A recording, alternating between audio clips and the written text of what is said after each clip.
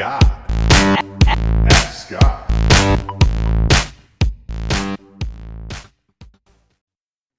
Hey Scott, my name's Jason, long-time listener, first-time caller. Hey, I'm working on setting up my first product, and I'm looking on the keywords page. You get your search terms, which as I understand in the platinum keywords, I don't use those. The subject matter, other attributes, intended use, and target audience. I don't know if you've ever covered these. Are they important? Do I need them? And what does Amazon do with them? Help me out. Thanks. I appreciate it.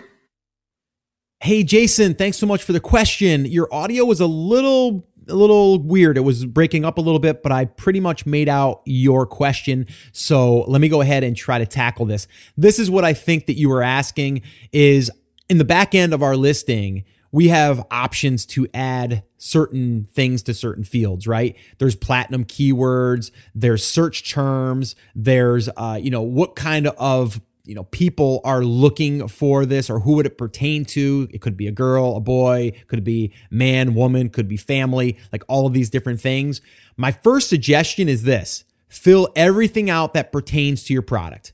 Okay. So if your product could pertain to a boy, put it in there, or a man or a family or whatever.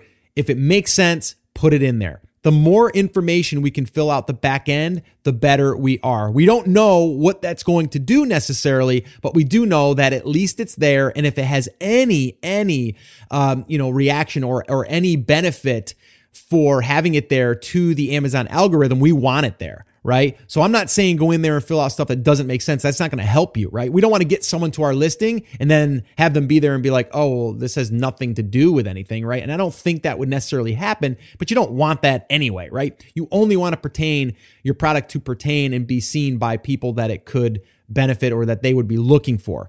So that's the first thing, right? Anything in the back end that we can fill out that pertains to our product, fill it out. All right. Now, the second part of that is the search term fields. Those are, to me, the most important in the back end because those are telling Amazon exactly who this is for. All right. And what search terms you feel that your customer would be searching for. All right. Now, they've just recently updated this where you can now add 1,000 characters per line and you get 5 lines in the back end. All right. Use all of them. Now, you don't want to repeat your words, all right? You don't have to repeat garlic press 10 times, right? Stainless steel garlic press, brown handle garlic press. You don't need to do that. What you want to do is put your most important keywords in the front end. That's what I mean by that is like the front of the start of your search terms, okay? That's what I do. And mainly the first one, because after the first one with 1,000 characters, you're going to start seeing it's going to be hard to come up with random words that could pertain to your product. So what I've done, and I still do, is I'll take all of the keywords, whether it's doing a Google Planner search, whether it's using, let's see, if it's using Keyword Inspector, if it's using just the front end stuff that my competitors have, and I'm just grouping all of this stuff into like this giant bucket of keywords. What I'll do then is I'll dedupe them. So any words that are repeated, it'll strip them out, and it'll only give me the single keywords that have not been said again and again and again, right? So now what we can do is we can take those and then we can sort them if we want to and say, okay, let's take the first line, the first search term field, and let's make that one as laser focused as possible. So it makes the most sense. After that, you can randomly put in the leftover ones in the second, third, fourth, and fifth one. They're still going to want to make sense, right? They're not going to want to be, just a character. They're going to want to be something that could fit with one of the other keywords, whether it's on the front or the back of that line. All right. But I know your question was, how much attention should we, pay to some of these different fields? The truth is, wherever you can put data that could tell Amazon what your product is and who it's for, put it in there. But the main ones you want to focus on are those 5 fields for your search terms. All right. Those are the main ones. The other thing that you can do to run a test, in a sense, is when you run Amazon pay-per-click, whether you're going to run it for short term or long term, it doesn't matter. If you go in and create an ad for that product or those variations, whatever it is, and you want to go and see how well your Amazon listing is being identified by Amazon for these keywords, just run it as a suggested keyword campaign. And then what it's going to do is Amazon's going to go and it's going to look at your listing and it's going to tell you what keywords you could be and should be being seen for.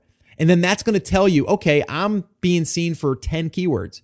That's not really that good, because you should be showing Amazon that you have a lot of keywords that you could be pertaining to in certain words. So you want to be able to have at least 50, but I've had as many as 500.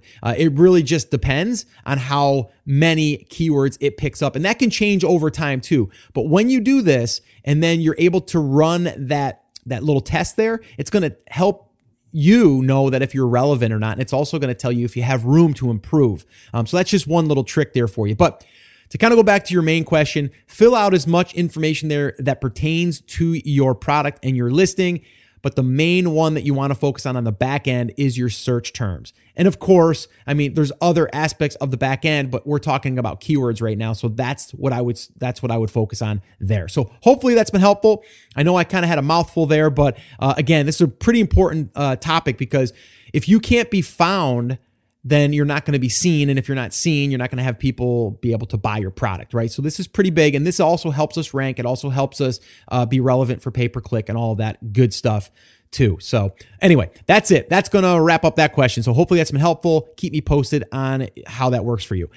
Well, hey there. Thank you so much for listening to that episode of Ask Scott. Now, that was just a highlight from one of our full episodes where I generally answer 3 to 4 questions on a podcast. If you want to go back and listen to all of the past archives of not just the Ask Scott session, but all of the full episodes where I do interviews with top Amazon sellers, people starting from scratch and building a business, if you want to listen to any of those episodes, head over to theamazingseller.com and you can find all of that over there. You can also find details there on how you can ask your own question and get it aired on an upcoming Ask Scott session and possibly see it here on YouTube or just on the podcast. All right, so definitely head over to theamazingseller.com. There's tons of resources over there for you to be able to build your e-commerce and Amazon business. So definitely go check that out. Now, I just wanted to remind you one thing before I let you go. There's a lot of information out there and some of it is really, really good. But what I want you to remember is you have to not just consume the information, you have to actually apply that information. So take this information that you learned here today and apply it to your business. And this way here, you can get results. As my shirt says, I wear it almost daily. Take action. We'll see you guys.